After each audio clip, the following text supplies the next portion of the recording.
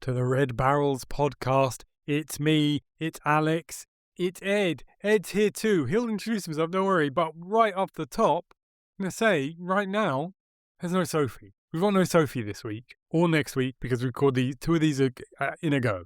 It's crushing, I know. Sophie isn't having a great time. We've been talking about housing issues on this podcast, and she's been having the brunt of them. Pretty much anything bad that you can imagine with housing has happened to Sophie. So she's dealing with it. We send our love and everything we do to help. And I'm sure you, dear listener, also send your love and support. And if you can do that, if you want, monetarily, it's an option. It's an option. You can go onto ko-fi.com, that's ko-fi, ko-fi.com/SoFreely. She has a thing up there. You can send her donations, and I know that she could use that right now. But we've got to move on. Sophie's not here. She'll be back. Don't you worry. But right now, we just got to live our lives. So I'm Alex. I'm one of your co-hosts. I'm here every time. Ed, who are you? I kind of just spoiled it, though. Yeah, spoiler alert. Jeez. Yeah. Hi, it's me. I'm Ed. I am also here every time. And of course, I wish Sophie were here, but I'm sure this is going to be a rootin' tootin' good time with just the two of us here, Alex. Yeah. It's a twofer. We've got a twofer episode. And to be honest, it's a news episode. And it might be, if she was going to miss any news episode, it'd probably be this one. Because there's some bad news in this episode. Bad news in the games industry, Alex? I know, it's hard to imagine, right? It's hard to imagine. There's a glimmer of light at the end, don't worry. It's not going to be 100% bad. We do have some, depends how it goes, but right now, hopeful news. But first up, another issue is a big episode of issues. This week, we are recording a bit earlier than we usually do. We're recording specifically on Monday, the 6th of July, which means that hot button news items, basically this episode is going to come out in one full week's time, so we're going to be a bit behind on things, specifically the Xbox news. The Xbox made a big announcement literally today, so these things haven't really percolated through, there hasn't been proper reporting on it yet, so we can't really report on it ourselves very clearly. We can just give you the rundown of what's come out so far. Most likely you in the future, I'm talking through time right now. You probably know more about this than we do. But as we previously talked about, Xbox, there have been rumors and rumblings about them doing layoffs and cutting studios. And now it's happened. It's officially happened that they've dropped the axe. Today, they announced that they will be axing 3,200 jobs, of which 1,600 were eliminated today. Presumably they just sat down to their computers and received their dread emails. The others are largely through. Actually, right. As I said, I'm finding out about this pretty much while it happens. This is hot off the press. Hot off the press. It's hot. You wouldn't believe how hot these presses sizzling. are. Exactly. That's an example of how hot they are. Mm-hmm. 3,200 layoffs will be today, and then the next are going to be over the next 12 months. It's not great. Initial kind of chatter is that apparently ZeniMax are going to receive a lot of these layoffs. They're the people who that includes Bethesda, for instance, but also id Software. And apparently they are now focusing on their biggest franchises. So that's Fallout, that's Elder Scrolls, that's Doom, that's Quake, that's Wolfenstein, and I think that's it. So if they were making anything else, they probably aren't anymore.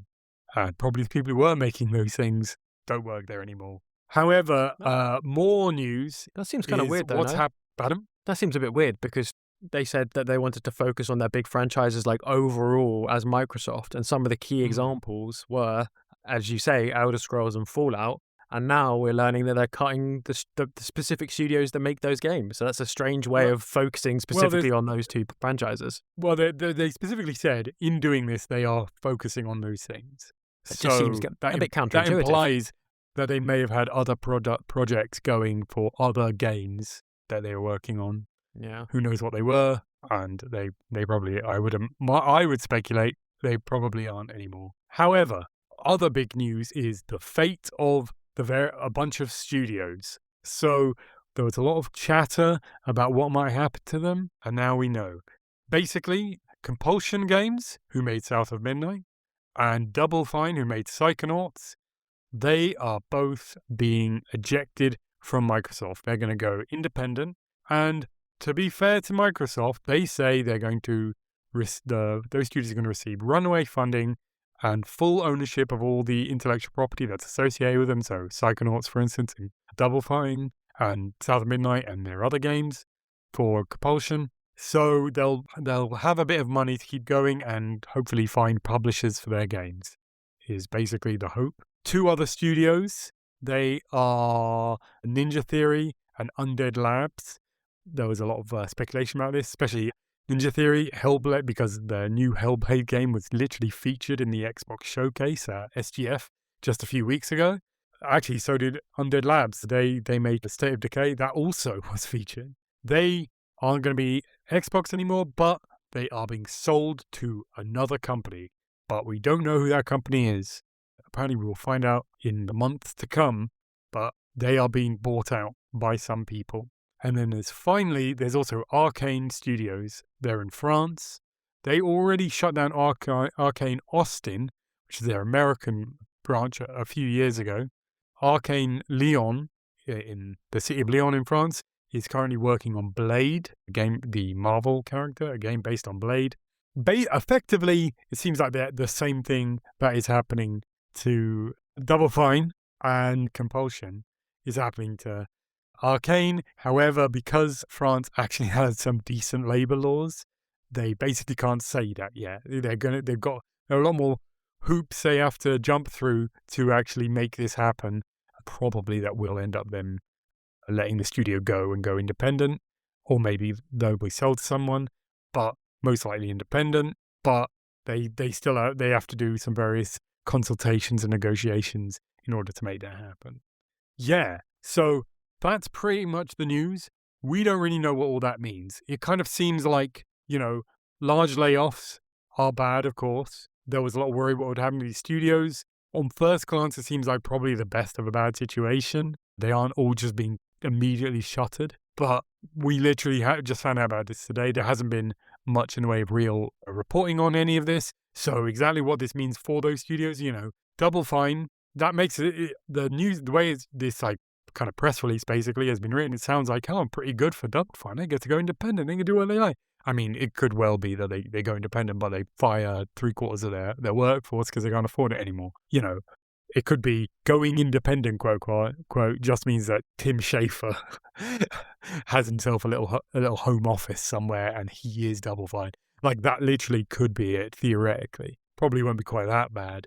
But, we just don't know what the situation is. This new buyer for Ninja Theory and Undead Labs, who knows? Maybe they just want to, harvest the IP and shutter the studios in immediately as soon as they get them. These are things that could happen. We don't know. So, as I said, it's a fluid situation. We can't really give too much in the way of opinions, but from a first glance, it looks like it's not quite as bad as we might have feared, but, 3,000 people are still losing their jobs.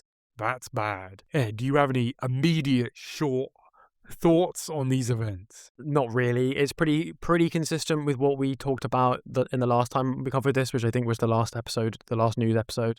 As you say, it's probably on the better side of things from what we thought might come to pass at that point. But really, all bets are still off because, as you say, it could easily be that these studios just sort of can't really work without the Microsoft funding in the short term and they collapse. Or maybe they fire a bunch of people and then build back up over the course of a few years. Who knows? Yes, let's just not lose sight of the fact that it's a lot of people losing their jobs fundamentally, and this sucks. And even if it sucks slightly less than they might have implied that maybe it was going to suck, that could easily be like a marketing strategy, effectively.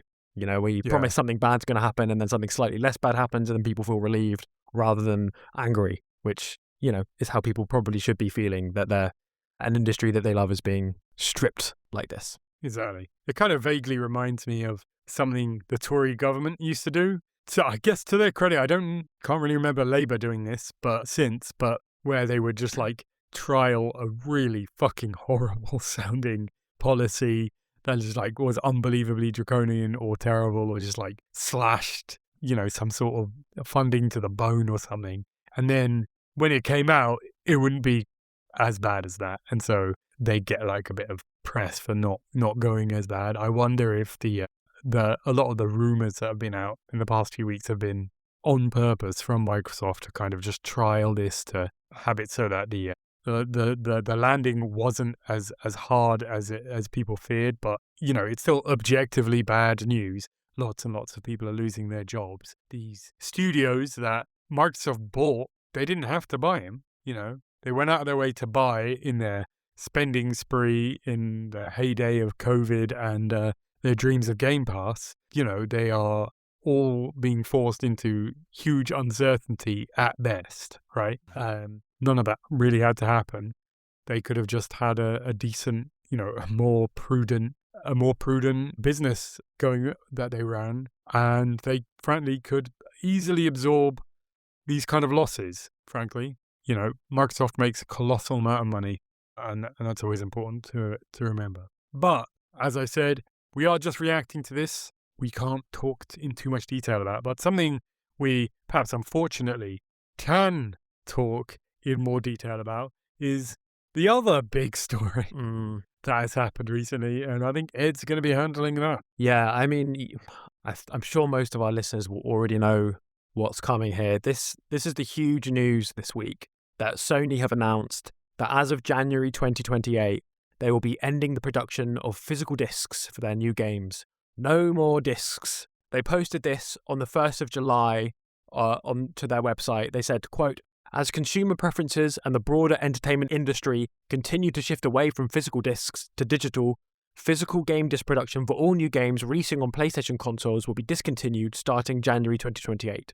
Following this date, new games will be available on PlayStation Store and at retailers in digital formats only." They finished the statement by saying, "We'll continue to prioritize our resources to drive innovation in how players can access games and provide choices as to where players prefer to purchase new games, whether that's at retailers or PlayStation Store." There has been immediate and very large backlash to this. The story's broken containment and has entered the mainstream press. There's BBC articles on it. There's Guardian articles on it, for example. The BBC has an article saying, which at least 50% of the article is quoting people saying, "This sucks." We've had Jean-Luc Mélenchon, the socialist presidential candidate in France, has publicly condemned the move as well on social media. And I should say that he's a small s socialist because he's not a member party. of the Socialist Party. He's not a in the socialist. Socialist Party.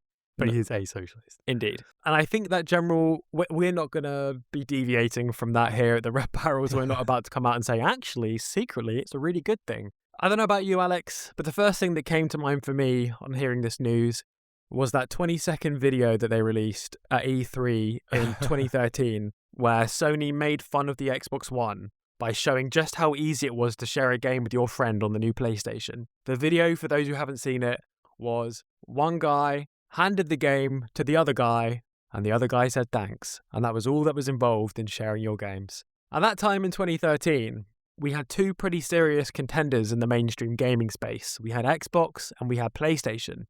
So this meant that when one of the companies went too far with their nakedly anti-consumer practices, Xbox in that case, the other could appeal to the consumer by simply being not quite clearly as greedy and horrible and money-grabbing.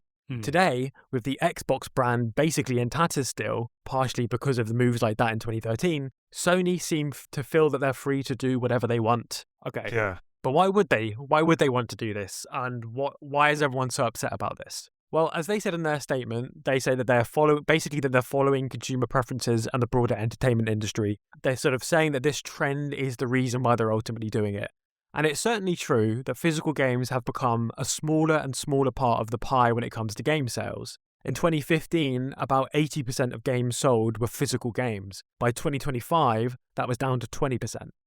But it is a bit more complicated than those numbers imply. Christopher Dring looked at this last year for thegamebusiness.com and found that it really changed a lot depending on the type of game being sold. the big single-player games like Astro Bot and Spider-Man 2, they still sold more physically than digital copies. So Sony's claim that they're merely following consumer trends feels a bit dishonest. There are large areas where physical games are still more in demand than digital games. And yes, there is a general decline in physical games being sold, but they're not exactly in terminal decline across the board. So that's clearly not the full reason why Sony has made this decision. I mean, I don't think I'm going to be blowing anyone's mind here when I say it's profit, baby.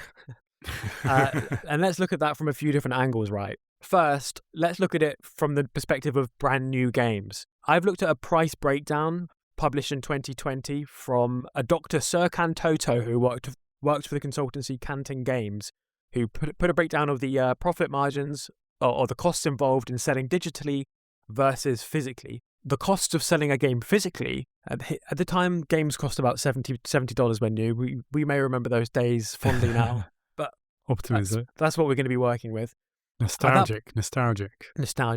At that point, the cost of selling a game physically involved around $3.50 of US dollars of manufacturing costs, and then around a $21 retailer's cut, leaving the remaining $70 for Sony, assuming this is a first-party game. So that's $45.50 for Sony from physical games. Whereas when they sell digitally first-party games, they obviously get to keep the entire $70. So just initially, on the face of it, it's very obvious why Sony would prefer digital to physical games. They make nearly 50% more money when they sell digitally rather than physically. And that's before we get to games that are being sold at under their retail price. At physical retailers, you start to see some nice price drops over the years, whereas on Sony Store, that does happen a bit, but it's something that Sony would remain in complete control of. I just picked a game at random this morning, so I'm not claiming this is scientific, but I picked a game at random that we've been discussing relatively recently, Alex, which is the Final Fantasy VII remakes. They've just announced a third one. I looked at how much it would cost to buy the physical copies from a major UK retailer versus how much it would cost on the PlayStation Store. It would cost you £60 to buy both of them together from a physical retailer, and it would cost you £80 to buy them on the PlayStation Store right now. So again, Sony's makes more money in general from selling digital games, but they can also therefore keep their games being sold at retail price for longer. It's completely up to them. So that's a second element to why it's favourable to them to sell games digitally rather than physically. And that's before we even bring up the third, and I would say probably maybe the most obvious reason, and the reason that probably affects me personally the most, which is secondhand games. Looking at those exact same games again, the Final Fantasy games, I typed that into Google and looked at literally the first entry of secondhand games. So this is not me finding a deal or anything. This is I'm sure you can get this cheaper, but you can easily get both of those games for a combined £45 right now online. I'm sure you can get it for cheaper if you look for it. But that's literally the top choice that comes up for buying these two games digitally. So that's £47, none of which goes to Sony, versus £80 if you bought it directly from Sony. I mean, it does not take a mastermind to see why they might not like that model. But it's a model that a lot of us rely on. I very, very rarely buy new games, like straight up. I almost always, if I'm buying a physical game or I'm buying a game that's like a AAA game, I'll be buying a secondhand physical copy of it. That's how I've sourced like most of my AAA games over the last few years. Or I'll wait for it to come down so much on digital that it's worth buying on there. But even that's much more likely to be true on something like Steam than it is on something like Sony's own closed ecosystem. But, you know, it doesn't take a genius, as I say, to work out why they might favor one of those over the other. And the thing is, though, this has always been true. Like, always, in theory, on paper, right, it's preferable from Sony's perspective to sell a game this way. That's been true all the time. But of course, the conditions for doing that have only just arrived. You know, you couldn't have exclusively sold games digitally in 1991, could you? I mean, there wasn't a PlayStation then, but you take my point. And it's because of the conditions we've reached in the last few years, where digital sales have indeed overtaken physical sales, that the conditions exist for this to be a viable strategy. They can project that their lost revenue due to no physical sales will be more than offset by their more profitable digital sales. That's the situation that we're now in. True. And the other thing that I've been thinking about with this news is like, how does this fit in with the more general physical to digital media transition that we've seen over the last couple of decades? I've been thinking about like, what's the trajectory that other mediums have taken Is it a similar situation? Is what's unique about it, and all that kind of stuff. So the first thing I thought about was ebooks. But the thing is that ebooks make up less than 10% of book sales, and they're also less profitable than paperback or hardback. So we're going to put that to one side straight away. Not very comparable situation. Let's think about music a second.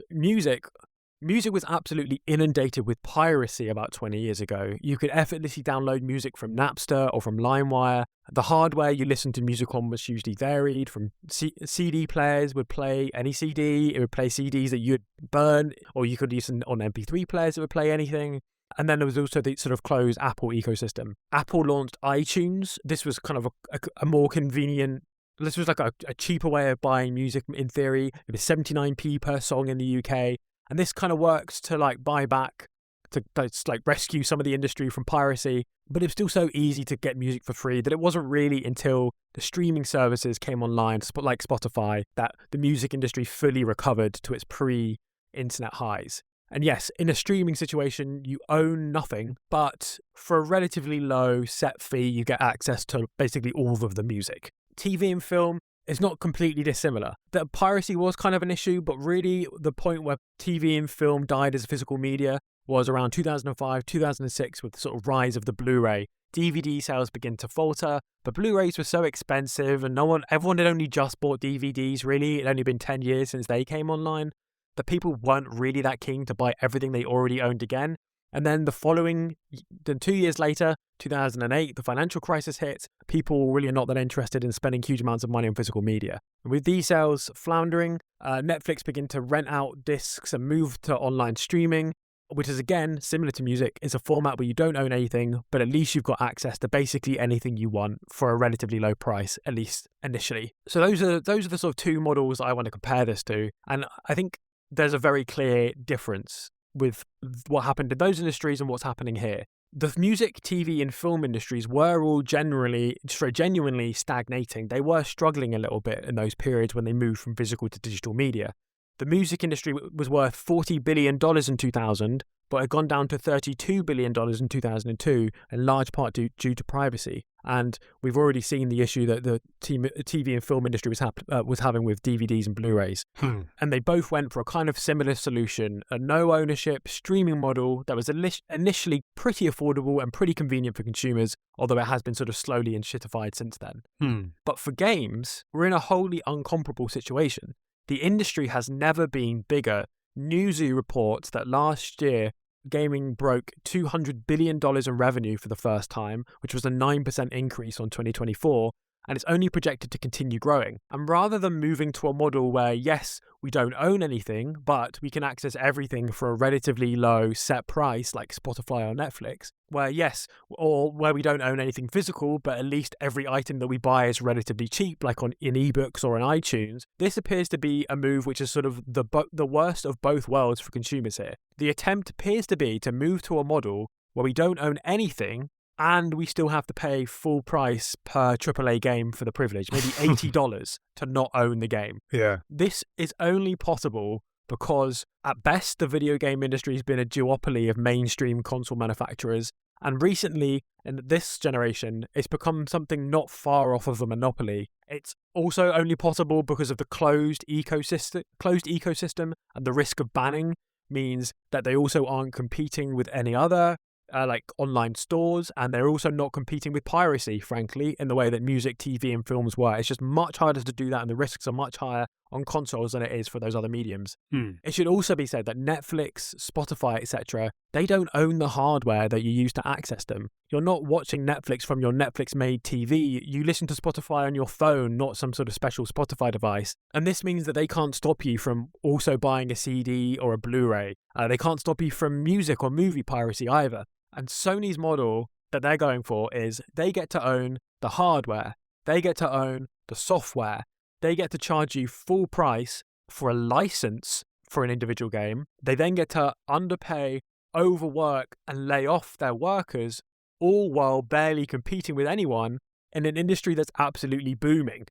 So this is a very disappointing and yet unfortunately somewhat predictable choice. This is exactly how capitalism works. This isn't it. This isn't it being broken. This is literally exactly what it's meant to do. They have generated a monopoly. I mean, literally at this point, why not nationalize making games consoles? It's not a competitive market anyway. Why should Sony be the people that make all the profit from this? Why can't we get that reinvested into public services and have it be dedicated to making actually good games consoles rather than for their bottom line? But short of that happening, which doesn't seem likely at this exact moment, I want to end by saying, just to do a little bit of speculation before I pass to Alex. I'm not going to end. I'm sure Alex has got some great takes on this as well. But my little speculation is, what do we think is going to happen next? I mean, back in the day, Microsoft flip-flopped on theirs, and I would love to see Sony doing that, but for the reasons we've outlined, they're in such a strong position to enforce their will on the game industry that it doesn't seem that likely to me. They've got so much to gain from this policy, and I think it would really take a massive threat, a massive backlash to make that even vaguely conceivable. So for now, I'm going to put a pin in that. I don't think that seems likely at the moment. So assuming that Sony go ahead with this, Microsoft are in a bit of an interesting situation. They could choose to follow the same policy as Sony, or they could, you might argue, that their best bet would be to copy Sony from 2013 and make a loud noise about not following this policy, about them being the more pro-consumer option in this situation. And honestly, I think that might be advisable for them. And I don't mean from the games industry's perspective. Obviously, it would be from that perspective. I mean, purely from Microsoft's bottom line perspective, I think it would open up a massive opportunity for them to win back the market share that they've been shedding in the next console generation. I think a clever move from Microsoft might be to have physical media as part of their offering in the next console generation, and possibly even with the plan of them not doing it in the next one, so that they can regain market share and then leave us all in the lurch with no physical media. I think that would make sense from their point of view. But, okay, let's say that doesn't happen either, and Microsoft join in with this. You could argue, you could say maybe people would like to see someone else enter the sphere, the realm, the competition, setting up a hardware manufacturer, but it's such an expensive thing to do. The capital outlay required to set up a hardware manufacturer is so high. Only the richest firms could even consider entering the market on a scale that compete with Sony. We've already seen, we saw Valve have a hardware offering, and they're quite a big firm, and they weren't even able to do it at a scale which let them become price competitive with Sony or Microsoft, at least from the hardware side. And, maybe they could change their model and do it in a different way. I just don't really see it happening at the moment. So, perhaps there could be some attempts to do that. But I would also want to say, while the hardware is artificially inflated by this incredible RAM bubble, the prospect of anyone else wanting to enter this space is virtually zero, I would say. So, maybe when the RAM bubble pops, we might see someone try and enter the market, but I don't really think so. Again, Valve have just kind of tried to do a soft version of that, and they don't seem to have succeeded so far. So I think that's unlikely. So what's going to happen in the meantime? I think in the meantime, there will be a move away from straightforward video game purchases. There'll be more of an emphasis on things like Game Pass and PlayStation Plus, which are a little closer to that slightly more better value for money streaming model that we've talked about and we see in other media. I think the interesting thing to note with that is I don't have Game Pass. I mean, we're boycotting Microsoft because of their implications in the genocide in Palestine. But even before that, I didn't have Game Pass. But the perception I've got is that people broadly seem to think that Game Pass is a better value proposition than PlayStation's offering. So if it does end up being a battle between Game Pass and PlayStation, it feels like Microsoft might have the edge. Sony aren't stupid though, so I would expect to see Sony might be improving their PlayStation Plus offering in the next few years. That would be my guess about what Sony would do given this news. Foreseeing a potential move to this sort of non-ownership streaming style model, I think they'll put more eggs in their PlayStation Plus basket. That's my guess. And then the last guess that I would like to throw out there is I do think we're going to see more people interested in video game piracy, frankly. I think this is going to push people to piracy and doing it on PC, probably moving away from console, moving towards PC, or maybe some more Steam Deck style experiences which are agnostic about where you get your games from. Those are sort of the broad outcomes that I see. But Alex, I would love to hear your opinions on it. I've spoken for far too long about it, but it's a difficult one, isn't it? Yeah. I guess I kind of have a bit of a heterodox opinion on this based on the reactions to this. Basically, I mean, people who know me know that I am perennially, for a long time, been a physical media hater. like of all physical media, I'm opposed to physical books. Basically, I have a general ideological, and I can back it. I've got a whole ideological framework for this, but I probably won't bore you with it today. But that all information should be digital and distributed through the internet, basically, where possible, with reasonable tolerances for, people who can't get the internet for whatever, I'm not being ultra dogmatic about it or anything. So, in general, I mean, a certain amount of the reaction to this has been people who just love physical media because they like having a thing in their hands, and they're really upset about that. Even though the games are digitally identical, it's exactly the same code on each. They play exactly the same. I mean, consoles these days, when you put a disc in, what it does is it just copies the entire disc onto the internal storage, because that's way faster than a disc drive. So, they are literally the same. So I think if your attachment to video games is that you also get a little plastic disc with it, I think you should re-examine your priorities in that regard. However, so I mean, I haven't bought a physical disc in a very long time. This news is not gonna personally affect me in that way, right? And I think the discness of it, I think people obsess over, and I don't think they should. However, the reality is, and I think this is the actually important part, is that because of the way physical discs work, there were certain kind of consumer protections built into that. So, the ability to share discs, be able to sell them secondhand, so on and so forth, things like that. And these are seemingly, at least, as it is currently anyway, just evaporated if you get rid of the physical system. I think it's that consumer protection. That's what needs to be fixed. I don't think we need to go back, continue doing discs. I mean, I'd be okay with it as a very, very small print runs for hobbyists, basically. I mean, people like to collect things. I don't think there's anything wrong with that, so fine.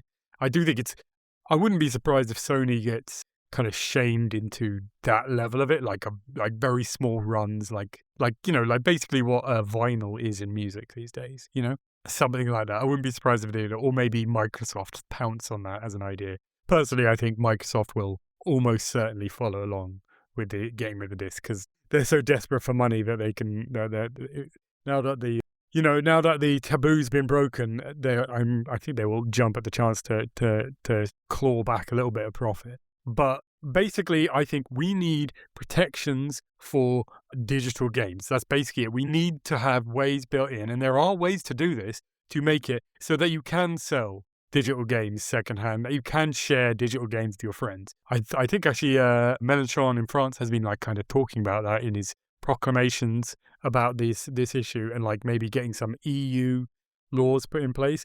If that happens and those EU laws just end up getting spread everywhere, because that's what often happens, USB in phones, right? USB-C in phones. That would be good. I would like that. Obviously, if we nationalized game consoles, I'd also like that too. Though I think that, unfortunately, I think the apex of our political dreams right now would probably still not end up with that happening. But yeah, I think people have kind of conflated too much the physical discness of it and the loss of the consumer protections, essentially. And those consumer protections can easily be done over the internet, basically, on digitally distributed games. They just aren't, because they don't have to, because no one's made them do that. My hope is that this big backlash, I don't think it's going to make Sony backtrack on discs, at least in anything but small amounts, like I was talking about. But I kind of hope that maybe they can be browbeaten into giving these protections, because that is really fundamentally the issue, I think. And I will say that a big issue, and again that people have talked about, is the issue of preservation. Again, it's my heterodox opinion, though I've talked about it a bit in the past. Physical games don't really have anything to do with preservation, because ultimately, at least under neoliberalism, the caretakers of video game preservation are pirates. And that is, as it currently stands, unless some very large changes can be made that will cost the game companies a lot of money, so it won't, that is what it's going to be going forward. Every single game on the Nintendo Entertainment System is saved. And on the Famicom in Japan, they're all saved. Every single one officially released has been saved. and is distributed across the world in computers and on SD cards all over the planet because of piracy. Because you can get them from, if you know where on the internet to find them, you can just download the entire library and play them on an emulator, on your PC on an emulator, on one of these emulator handhelds that you get now from China, hundreds of them. And that's true of everything, every single Super Nintendo, every single Mega Drive, every single N64 game, every single Game Boy game, every single Game Boy Advance game. Everything that was ever on a cartridge is now secure. And even going forward, I mean, there are libraries of PlayStation 1 games. They come on, they're way bigger. It's way more space to hold them. You probably can't fit them on a SD card just yet. But there are archives out there. I'm not entirely sure what the archives of PS2 games are and further on, but like they're being built, and ultimately it's gonna be the pirates that preserve, because the big game companies could all band together and build like an equivalent of the British Library, or in America the Library of Congress of games, where every game released on a console and also on Steam or something is just like archived, and also every single version of those games, with patches and so on, they're all archived and they're made available to researchers and so on. They could do that. They don't do that. That will cost a lot of money. They don't want to do that. In fact, they've blocked even the smallest attempts to make anything happen there, like the travails that the Video Game History Foundation in America has gone through to try and build even a fraction of what I'm talking about. They have been actively blocked by the game companies. And Frank Cifaldi, the head of the Video Game History Foundation, was saying on Blue Sky in response to this that he's kind of danced around it in the past, but now it's just like, yes, piracy is the only answer now, because they have stopped any reasonable legal recourse to build the preservation of the art form. It being on discs fundamentally doesn't really make any difference, especially modern games, which, the game that's on a disc is not the game that people play because they get patched so much. And sometimes games like late years down the line get like a final version that they put on a disc. That happens very rarely. And again, that is basically just hobbyists pretty much. The preservation of video games either needs currently piracy or this huge outlay that I've mentioned. And certainly, I say, under neoliberalism, it's only going to be piracy. So I don't think the preservation is really going to be affected by this. But yeah, that's my hot take, Ed. You're gonna take me down. You're gonna purge me from the movement. You bet, buddy. No, I don't disagree with you, like, in principle. I think in practice, how it's going to play out is as you're sort of still agreeing, it's going to play out as the loss of all these consumer rights. Yes, if there was a way of digitally ensuring we get those consumer rights for digital products, that would solve a lot of the problems. But there are still problems beyond the lack of sharing that I think would need to be included in this redressal. For example, the risk of losing of licenses, for instance, because Sony have also very recently announced that they are taking off more than 500 films from their PlayStation Store marketplace thing where you buy movies, including films like Terminator 2 and Total Recall. Like, these aren't small films that no one's ever heard of. These are big films that people have spent their real money and now they're gone, and then people aren't getting refunded from that. Like, they have bought a film and now they can no longer access it. That would also be a risk from here on in with any game that you bought physically. I mean, yes, it's not likely to happen in the case of a Sony first-party game. They're not going to lose the rights to their own game, right? But they might, who knows, they might lose the rights to distribute a game that you've bought from them at some point down the line. Sure, from a game's preservation in terms of, like, the world perspective, I completely agree. But in terms of you personally having access to a game that you have bought, like, this throws that into doubt to a greater extent. And you also see that with the entire online store of the PlayStation 3, which they have announced at the same time. Strangely, they shouldn't have done this at the same time, but they've announced that that's closing down next year. So sure, it's not that bad on the PlayStation 3, probably because almost all your games from the PlayStation 3 were discs. But let's jump forward 20 years. When the PlayStation 6 shuts down their stores, well, then what are you going to do? Like, all of the games on the PlayStation 6, apart from the ones that they've specifically re-released or carried forward, are gone. Or, maybe all of the all of the online things are going to forever be backwards compatible forever. But are they really going to do that forever? Are they really going to use that much server space indefinitely to host every game that's ever been made, including the really niche ones, like a small game that came out on PlayStation 3? Are they still going to be hosting that on their servers in 2016? Sure. Like, no, they're not going to be, because it's not going to be profitable for them to do that. So I think in theory, like what you are saying is correct, and you could have, there's nothing intrinsically about digital information that means that that couldn't be addressed. But I do think that poses a very real challenge, because that won't be addressed, basically. I think until we get into a post-capitalist situation, I think discs are going to be a much stronger way of protecting consumers than data stuff. But I completely agree, very important to do the digital stuff. But I completely agree that there is a distinction to be made between what's good about physical discs in terms of they're nice to own as a collector's item versus like their actual utility, like why are they materially better? Yeah. And some of those methods can be taken to the digital space. Yeah. I don't think it would take the end of capitalism. As much as I like to see the end of capitalism, I don't think it's going to take the end of capitalism to have these things rectified. There are much more reformist things that could largely fix this in the meantime, I think. But I think, like, as for the long term. Sorry. To interject on that one, I agree with you with like the things that you've said, maybe like making it so possible that you can share games. I agree that seems like that could happen. But I think like mandating that a company keep a game on their servers forever, or when it's like a license issue, like I don't see how we're going to address that from within. Well, I think situation. you could. It would have to be, let's meet in the middle and say, certainly not within neoliberalism. I think you could, in theory, have a thing where, like, under law, they have to allow you to be able to like download an encrypted version of the game that can be put on a USB key or something and like copied internally. Like, I'm not, there may be like a way that cannot be spread online, at least not easily, but like your own version that is encrypted. And so you keep it on your own, essentially what we used to call backup copies, Yeah. The part of something that is, I feel a bit odd is that like people talk about this. Like I literally saw someone on the internet saying like, man, if only Gabe Newell ran PlayStation, he wouldn't let this happen. And I'm like, you do know that Steam ushered in the end of physical media, right? They were the first digital distribution game service that got big.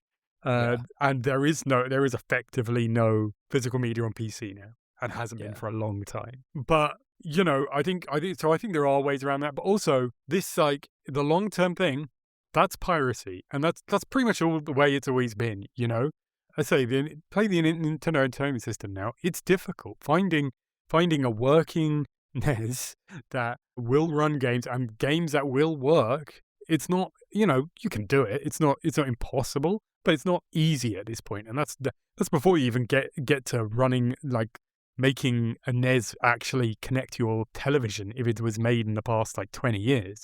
That in itself is difficult, So the technology keeps moving on, and the technology in this media is not built to last forever. Some people have exaggerated and heard of disc rot. Discs can basically go bad over time. People have exaggerated how bad this is. It's still quite rare, but like we're talking about games that are 20, 30 years old. What about when they're 50 years old? What about when they're 100 years old? Yeah. Those things aren't going to last. Cartridges don't last, and they're made of fucking hard stuff, They're made of actual chips and things.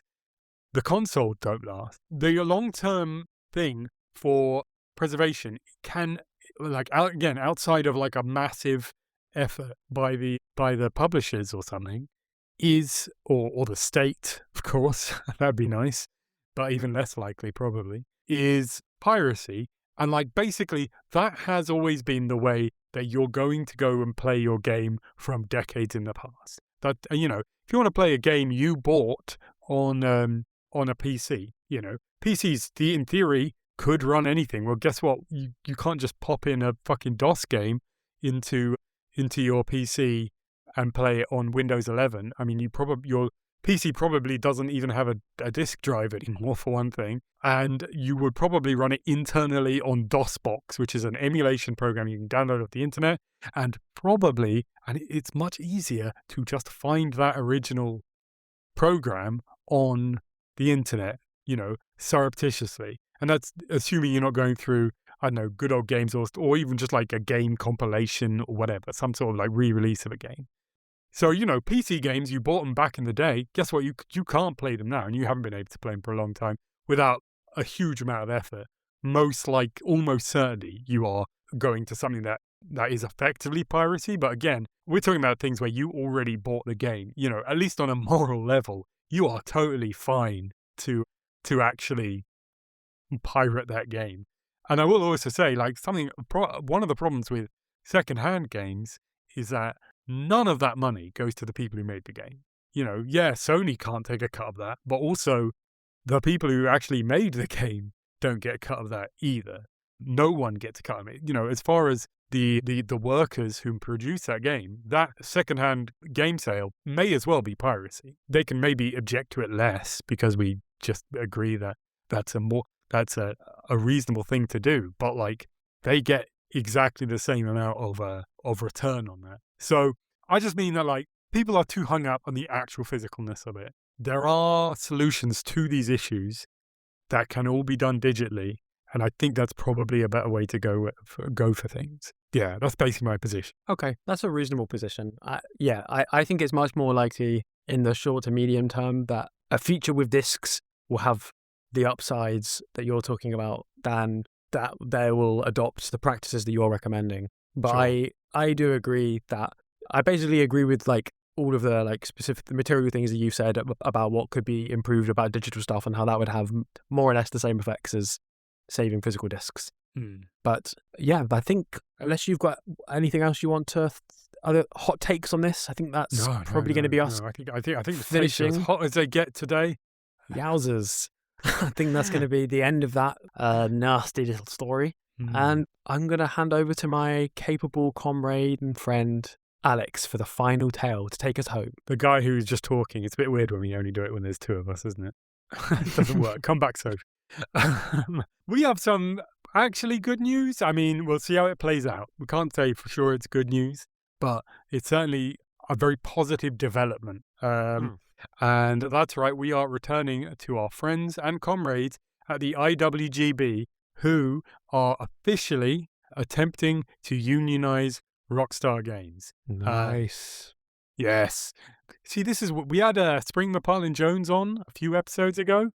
Just think she had this in her back pocket the whole time. She knew. And I'm glad she didn't tell us. We don't want to ruin the internal security, but like, I feel excited to know that we were sort of party to history. So as we previously reported, and as you probably know, last year, was it last year? When was it when they did that? They fired all those people. It was last year. It was like October. It was November. last year. Last year, Rockstar fired around 31 employees in what some are calling us. I mean, for legal reasons, who knows? But some have called it union busting. And those people, coincidentally, all of them were members of a Discord that was attempting to organize a union. Sometimes life's just weird like that, Alex. Yeah, it's crazy. So now, if we, just for the sake of argument, say that it was union busting, someone could infer from those events that Rockstar were attempting to scare off the creation of a union by showing, theoretically, that they might fire anyone who wanted to start a union. Like, I mean, I'm just saying that those are logical inferences you could make from the agreed upon events that transpired. Not that we would, but someone could. One could. One might, yes. However, if that were the case, if that were indeed the case, seems like they kind of made a misjudgment if they did that. Because the union, they're going ahead. Rockstar workers have officially launched the Rockstar Games Workers Union, RGWU, which is a terrible initialism. That's like RGW, that really doesn't roll off the tongue. RGWU. That's not good, is it? It's not good. I mean, for all love to our comrades, but maybe could have worked on that initialism. I mean, IWGB is already a bit of a mouthful, but I got used to it. RGWU? I don't know. Anyway, workshop it. they are, of course, a subsidiary of the IWGB, the Independent Workers Union of Great Britain, who, as we just mentioned, we had Spring Parton Jones from the Great Games Ranch on the show not long ago. And basically, they are attempting to gain voluntary recognition. So what does that mean? Basically, as it currently stands, Rockstar could decide to not agree to recognize this union. We would say they should not do that, and that they should recognize it. And it's worth saying that if they decide not to recognize the union, things could get a lot worse for them. They could start organizing strikes and all sorts of things. So it would be very much, we would say, in their interest to do so. Although, perhaps Marxist theory would suggest that they should fight against it as hard as possible from their own personal benefit, though not for society's benefit. But, they do love money. And of course, we can't forget that this is in the run-up to GTA 6, which is coming out in November. So, I think this is probably a good time to extract some leverage out of them. I think that's probably the plan. Yeah, basically, that's largely it. Part of it, I should say, Alex Marshall, who is the president of the IWGB, he said, is a quote from him, "Many people assume that Rockstar dismissing 31 union members last year would weaken organizing at the company." Again, that's him saying that. But in fact, the union is now stronger than ever. GTA 6 has reportedly already generated more than $3 billion in pre-order sales. Rockstar bosses can easily afford to sit around the table with the people whose hard work created these games and give them a meaningful voice in their workplace. Now, this announcement was followed up a couple of days later by a report in Game Developer, in which pretty clearly they kind of work for the IWGB to talk about what the actual conditions at Rockstar are. And the answer is not amazing. Apparently, something that can happen is that they, despite the ridiculous amount of money that Rockstar generates. Now, it's worth saying, even outside of GTA 6, which is widely considered to be the biggest media event thing that has ever happened. It's going to make more money. It's going to be played by more people than any movie, any other game, certainly, probably in history. That's what people are expecting out of this. So suffice, and it's already made $3 billion, apparently, according to those reports. And it's not even out yet. But even if you don't count that, GTA 5 is just routinely in the top 10, if not 5 game in the game sales, and has been for a decade. That game came out over a decade ago, and it has never left the top selling games. In every year, they are usually, again, in the top 10 or top 5 games sold that year.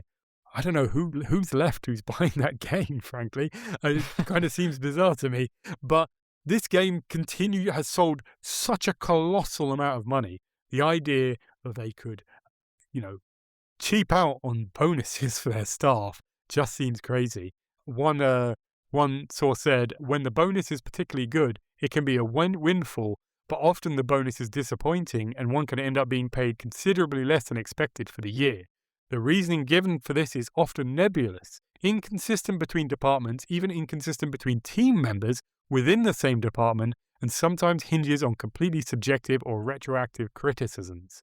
It's worth saying that apparently, some teams, internal teams, would receive bonuses and others wouldn't, and none of them would know what that was until maybe they started organizing in a union, as an example of a way they could maybe do that.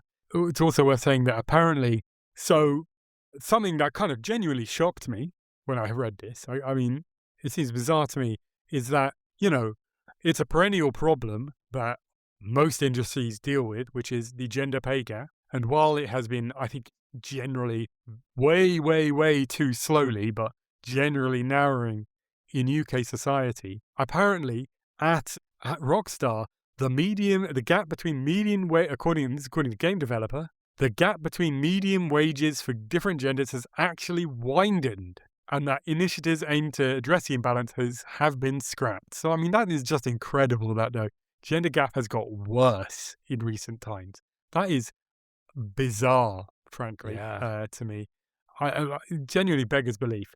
Also, crunch, famously a thing that, I mean, endemic across the games industry, but Rockstar themselves have had a very bad history of. I'm reminded of when it was either Sam or Dan Houser. I think probably Dan. Who can remember which one is which? But one of them was saying in the run-up, was boasting in the run-up to Red Dead Redemption 2 about how, like, yeah, they routinely work 100-hour weeks. Yeah, we love it. 100-hour weeks. Yeah. So, crunch is practically synonymous with Rockstar, but it kind of goes a bit worse, which is that, so this is again another source to game developer website. Crunch is prevalent enough that the company built it into our contracts as standard and opt out of the working time regulations. So that's a right for employment in the UK that voluntarily employees can relinquish. They actually wrote that into the contract, and that stops your employee from being able to ask you to do more than about 10 hours extra a week. So even with that in place, they can still ask for another 10 hours. So this is for more than that, and that's been written into their contract. Now, the union successfully ran a campaign to inform people they could opt back into the regulations at any time, which resulted in Rockstar management simplifying the process and removing the obligation to meet with HR. Part of the problem with crunch is that there is not an agreed definition, and now it seems that the company thinks that offering specific and limited compensation as an incentive to overtime means it no longer qualifies as crunch. So, I mean, that sounds like, frankly, dastardly, but, also kind of seems like the kind of vibe that the management at Rockstar would do, unfortunately. So, yeah, I wonder if that's quite common. I wonder if that's quite common as well, though, not to take away from it. But I mean, because I've been in workplaces, I guess I won't name specific names, but I've been in workplaces where I delivered food, let's say, and we were basically required to do the same thing. And to be clear, I was working part-time, so there was not really any risk of me going over my work week, but there are frequently people working a more or less minimum wage delivering pizza who I'm close friends with who were working like 100-hour weeks, and like as standard you were expected to sign this thing saying that in theory you could do this much overtime. Like wow. I wouldn't be surprised if this was like rife in the industry, and it's disgusting to see it. Yeah.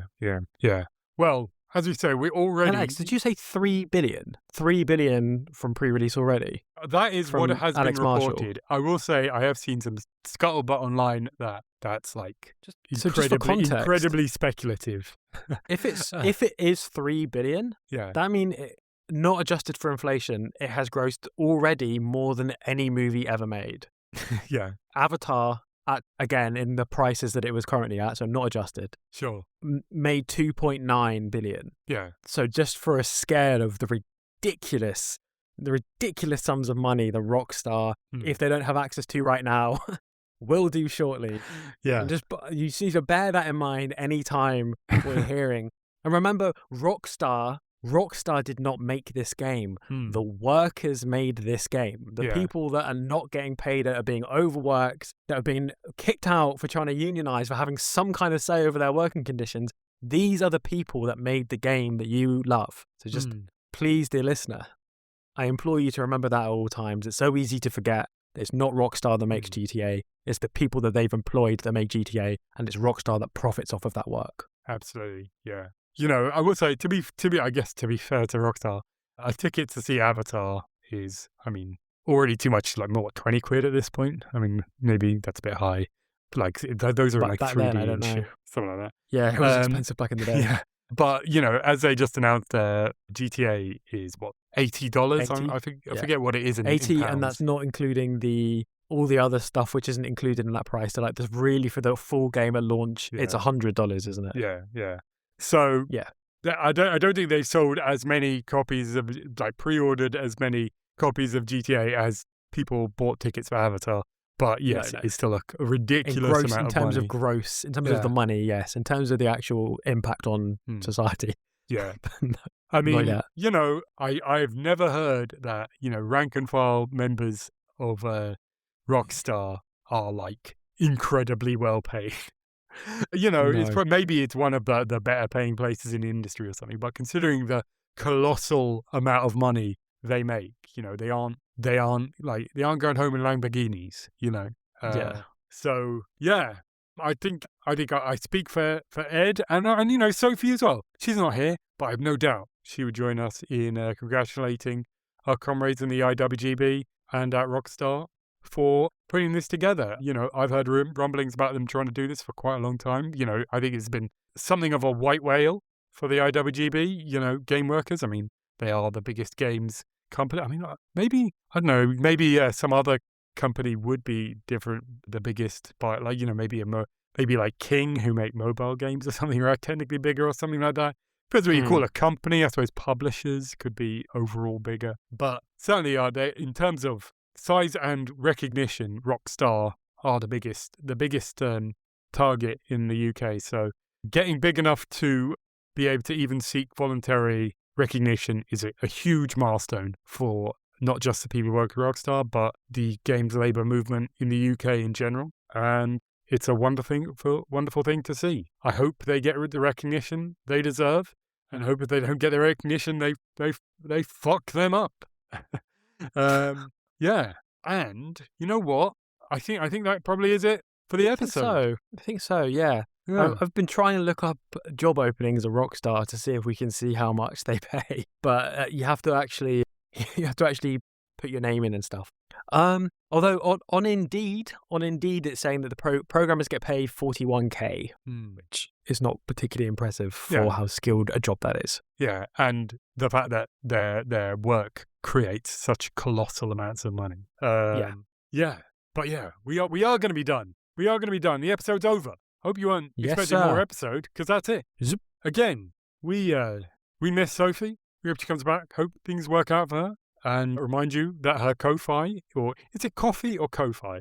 I feel like I look at it, I want to say Ko-Fi, but I know it's like meant to be like, give me a coffee. Like It's like, that's like the pun, but it doesn't look like it should be coffee, but it is Ko-Fi, coffee, Ko. What it definitely is in the episode notes. Yes, it will be in the episode notes, but ko-fi.com/so-freely. Drop her a bit of money. She could use it. But as always, we would really, really, really, really, really, really, really, really, really, really, really, really like it if you spread awareness of this podcast on social media, review us on Spotify and on Apple Podcasts. We would really like that. Like if you were wondering at any point, I think I should do this, but maybe the gang on the Red Barrels podcast, the comrades on the Red Barrels podcast, maybe they'd rather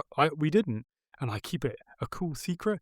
We don't want you to do that. We want you to tell every single person you know, and you can send them to our Twitter at Red Barrels Pod, or on Blue Sky at redbarrelspodcast.bsky.social. And for me personally, you can find me at Alex Dean, AlexDuin, on Twitter, and the same name on Blue Sky. Sophie, you can also find her on twitch.com/sofreely. Check out her stream, though I think you can expect some interruptions to her streaming schedule as well. But, subscribe anyway. Drop her a subscription. You can do it any time. She doesn't have to be online. Ed, how can people find you? Well, you can find me on Blue Sky at Not a Lemon, and on X at Still Not a Lemon. I hope to see you there. Please give Red Barrels a follow. Help us build a bit of momentum for socialists in the games industry. Yeah, do it. Or reporting on the games industry. You'll be doing an actual social good by doing that. And, one might consider you're doing social harm if you don't. Consider that. And of course, as always, every time we say it, unless we forget, which I always feel bad about, the music is from Brilliant Drink and is amazing as always. But we really are going to be done now. So we're going to say until next week, in which we'll be talking games. It's a games episode next week. But until then, we're going to say goodbye. Goodbye. Yes, no, bye.